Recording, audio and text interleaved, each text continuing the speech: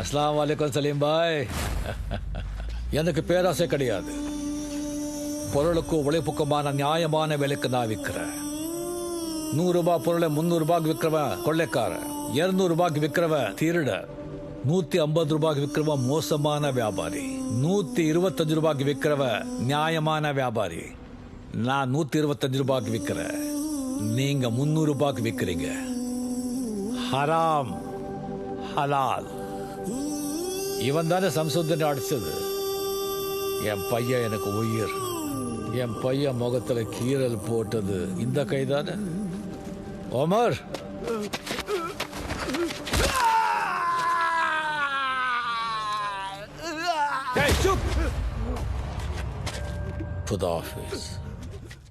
யாருமா நீ? என்ன வேணும் சொல்லு. அண்ணா, நான் ராம்போவை பார்க்கணும்.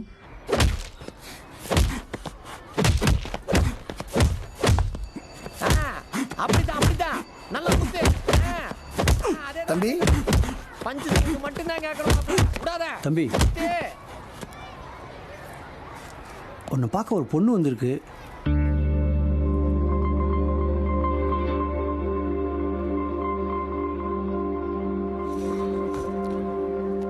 சொல்லுமா. வணக்கண்ணே, என் பேர் செவ்வந்தி. நான் டெய்லரிங் வேலை பார்க்குறேன். நம்ம அனுப்பானடியிலேருந்து வரேனே. நானும் உங்களை மாதிரி தான் அம்மா அப்பா இல்லாமல் கஷ்டப்படுற ஒரு 30-35 குழந்தைகளை தத்தெடுத்து வளர்த்திட்ருக்கேனே. கொஞ்ச நாளைக்கு முன்னாடி திடீர்னு எனக்கு உடம்பு முடியாமல் போயிடுச்சு. அதனால் வருமானம் இல்லாமல் பிள்ளைகள்லாம் கொஞ்சம் கஷ்டப்படுறாங்கண்ணே. அவங்களுக்குன்னு வெளியில் போய் உதவி கேட்டாலும் பிள்ளைகளை வச்சு ஏமாத்துறையான்னு என்ன ஒரு மாதிரி கேவலமாக பேசுகிறாங்கண்ணே. அதான் என்ன பண்ணுறதுன்னு தெரியாமல் உங்களை பார்க்க வந்திருக்கேன்.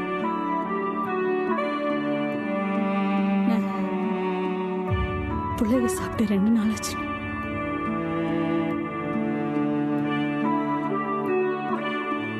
பிள்ளைங்க எங்க இருக்காங்க?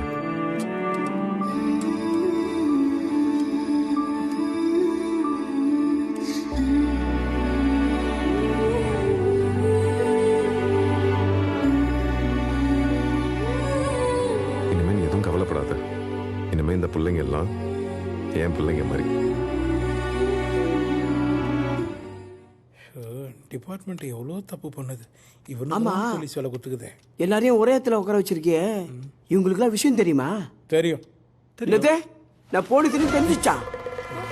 இல்ல, அது யாருக்கும் தெரியாது. ஆனா இப்ப தெரிஞ்சிருக்கும். போலீஸா அப்படின்னு சொல்லிட்டு வந்துக்கிறான். ஆமா, குழந்தை காணாம போச்சு சொன்ன. இது யார் குழந்தை? இது என் குழந்தை. ஏய், உன் குழந்தை தானே காணாம போயிடுச்சு சொன்ன. அது ஆக்சுவலி என் குழந்தை இல்ல.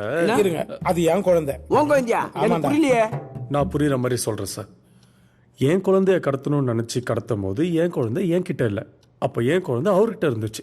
அவர் குழந்தை என் கிட்ட இருந்துச்சு. அவர் குழந்தை என் கிட்ட இருந்ததுனால என் குழந்தை இருந்துச்சு. அவர் குழந்தைய கடத்திட்டு போயிட்டாங்க. ஆனா இப்போ அவர் இங்க என் குழந்தையோட வந்துட்டாரு. இப்ப இருப்பா, அவர் இங்க என் குழந்தையோட வந்ததுனால என் குழந்தை என்கிட்ட கிடைச்சிச்சு சார். காணாம போயிருந்தா அவர் குழந்தை தான் சார். என்ன சார் பண்ணலாம்? சார், யோ சார், யோ சார், நண்பா ஸ்ட்ரைட்டா சொல்ல வேண்டியதானே என் குழந்தை காணாம போயிடுச்சுன்னு. அங்க பாரியா, குழந்தை கோமாக்கு போயிடுச்சு. இல்லம்மா, இவ்வளவு வீக்கா இருப்பாருன்னு தெரியாது. பார்த்தாலே தெரியுதப்பா. காலையில இருந்து என் பேத்தி மூத்த பாக்கல. எங்கடி போய் தொலைஞ்ச அவன் மையன்? போன் அடிச்சா எடுக்க மாட்டான். என்ன கேட்டா உங்க புள்ளைய போய் கேளுங்க. அவன் தான் போன் அடிச்சா எடுக்க மாட்டான்ற, அப்புறம் அவனை போய் கேளுன்ற. போங்க. காரையங்கானா எங்க போயிருப்பான்? சே, அடாடாடா, இன்னைக்கு குலதெய்வம் கோயிலுக்கு வர போகணுமே.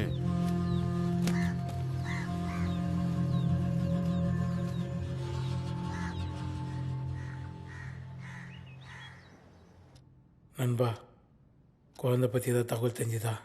அதான் மேல போலீஸ் விசாரிச்சுட்டு இருக்காரு. அந்த குயில் வாய் மேலே எனக்கு நம்பிக்கை இல்லைப்பா. குழந்தைங்க பிஸ்கெட்லாம் எடுத்து தோன்றான். என்ன நடக்க போதோ ஏது நடக்க போதுன்னு ஒரே குழப்பமாக இருக்குது. குழந்தை இல்லாமல் ஒரே பிரச்சனையாக இருக்குதுப்பா. என்ன கவலைப்படாதீங்க, உங்க குழந்தை கண்டிப்பா கிடைச்சிரும். எல்லா இடத்துலயும் விசாரிச்சு தான் இருக்காங்க. மாமா என்னடா ஃபோன் பண்ணிட்டே இருக்காரு. டேய் அவங்க அடக்குறான் லூசு போடா.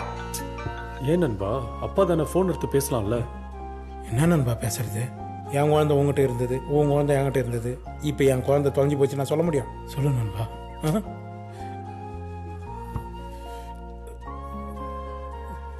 இதுக்கேப்பா குழந்தை மாதிரி எழுதிட்டு இருக்க? நான் அழவில்லை, கண்ணில் ஸ்வெட்டிங் வருது. ஆ? ஏன் உங்களுக்கு மட்டும் தான் ஸ்வெட்டிங் வருமா? எனக்குலாம் வராதா?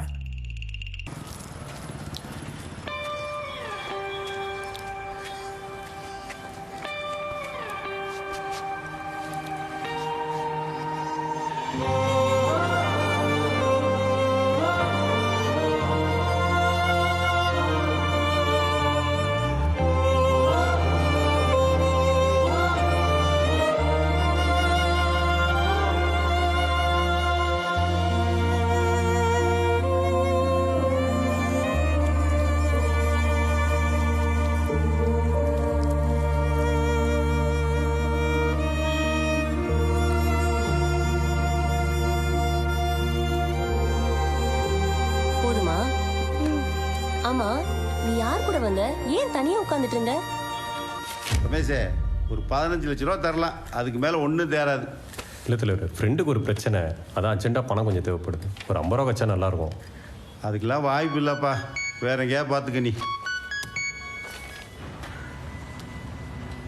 அப்பா, போலீஸ் ஸ்டேஷன் வரைக்கும் போகணும், கொஞ்சம் கூட வரியா? போலீஸ் ஸ்டேஷனுக்கா? எதுக்க?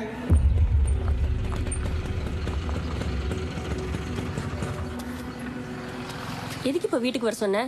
சொல்கிறேன், அந்த குழந்தை எங்க? தோ இருக்கா.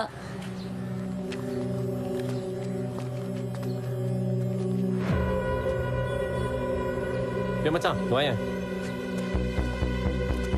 இந்த குழந்தை யார் தத்தா? ஏய், அருண் தூக்க சொன்னானே அந்த குழந்தைடா. அதே குழந்தை தான். உங்களுக்கு இந்த குழந்தை முன்னாடி தெரியுமா? அது தெரியும். நீ முதல்ல குழந்தைய தூக்கிட்டு ரூமுள்ள கூட்டு போ. அப்ப ஸ்டேஷன் கூட்டு போக வேணாமா? இப்போ கூட்டு போவானா? முதல்ல குழந்தைய தூக்கிட்டு போ. இந்த டாக்குமெண்ட்டுக்கு இனிமே வேலை இல்லை. கும்பிடு போன தெய்வம் குறுக்கு வந்த மாதிரி கடவுளாக பார்த்து அந்த குழந்தைய நம்மகிட்ட அமுச்சு வச்சிட்டான். இப்போ அந்த டாக்குமெண்ட்டை வச்சு நம்ம ஃப்ராடெல்லாம் பண்ண வேணாம். அந்த அருண் கிட்ட குழந்தைய கொடுத்துட்டு நமக்கு சேர வேண்டிய ஷேரை நம்ம வாங்கிட்டு வந்துடலாம். டேய், அந்த அருண் சரியான ஆள் கிடையாது மச்சான். நம்ம பேசாம குழந்தைய அவங்க அப்பாயிட்டே ஒப்படைச்சிட்டு காசை வாங்கிடலாம்டா. ரேகாவை காப்பாத்துறது முக்கியம் தான், ஆனா அதுக்காக ஒரு குழந்தைய வச்சு பணம் வாங்குறது தப்பு மணி. தப்புன்னு தெரியுது உமா, ஆனா ரேகாவை காப்பாத்த எனக்கு வேற வழி தெரியல. 5 வருஷமா வேலை பார்த்த என் ஓனரே என் மேல சந்தேகப்பட்டு ரேகாவை தூக்கி வச்சுட்டான். இங்க எல்லாத்துக்கும் பணம் தான் முக்கியமா இருக்கு. நாங்க எல்லா சோர்ஸ்லயும் ட்ரை பண்ணிட்டோம், எங்கேயும் பணம் கிடைக்கல. அந்த குழந்தையோட அப்பா வேற பணக்காரன்றீங்க, போலீஸ் அது இதுன்னு மாட்டிக்கிட்டா? நம்ம குழந்தைய தூக்கி யார்ட்டியா கொடுக்க போறோம்? அவங்க அப்பாயிட்ட தானே கொடுக்க போறோம். குழந்தை அவன் கைக்கு வர வரைக்கும் அவனால ஒன்றும் பண்ண முடியாது. நம்ம பேச்சு அவன் கேட்டே தான் ஆகணும். உலகத்தில் இருக்க எல்லா அப்பனுக்கும் அவன் குழந்தை தான் முதல் உலகம். அதுக்காக அவன் என்ன வேணா பண்ணுவான்.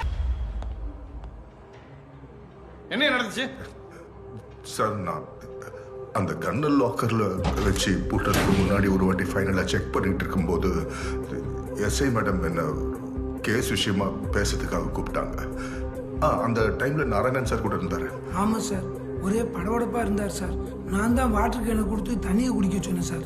பாட்டில் வாங்குறதுக்காக கன்னை அங்கே பக்கத்தில் இருந்த டேபிள் மேலே வச்சுட்டு தண்ணியை குடிச்சிட்டு கன்னை எடுத்துக்கிட்டு நான் உள்ளே போனேன் சார். நிறுத்து, கன்னை இருந்த இடத்துல நீ எடுத்தே முதல்ல? எடுத்தேன் சார், கண்டிப்பாக எடுத்தேன். கண்ணை திருப்பி எடுத்தாரா இல்லையான்னு யாவும் இல்லை சார். இல்லை சார், எடுத்தேன், எனக்கு நல்லா ஞாபகம் இருக்கு. அப்புறம் நான் அந்த கன்னை லாக்கரில் வச்சு பூட்டுறதுக்காக அதை க்ளோஸ் பண்ணும்போது மேடம் திருப்பி கூப்பிட்டாங்க.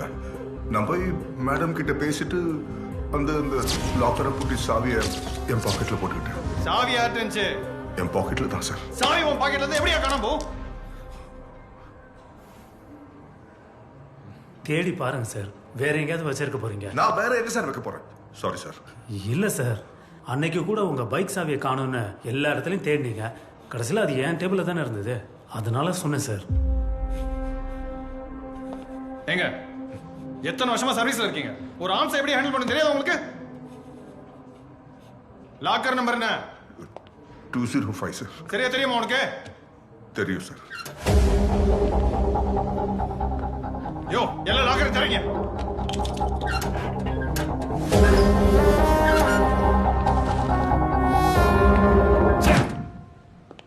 மேகசினோட காணாம போயிருக்கு. போதும் அதுக்கு அது நடிகர் மன்சூர் அலிகான். அந்த ஆள் ஏற்கனவே சென்சிட்டிவ் ஆனான். அவன் மீடியால எக்ஸ்போஸ் பண்ணானா நாரிடும். எங்கயா வச்ச? இல்ல சார், ஜோசி உள்ளதான் வச்சேன் சார். என்ன நடிகர் மன்சூர் அலிகான் வந்திருக்கா சார்? அவருக்கு எப்படி தெரியும்? தெரியல சார்.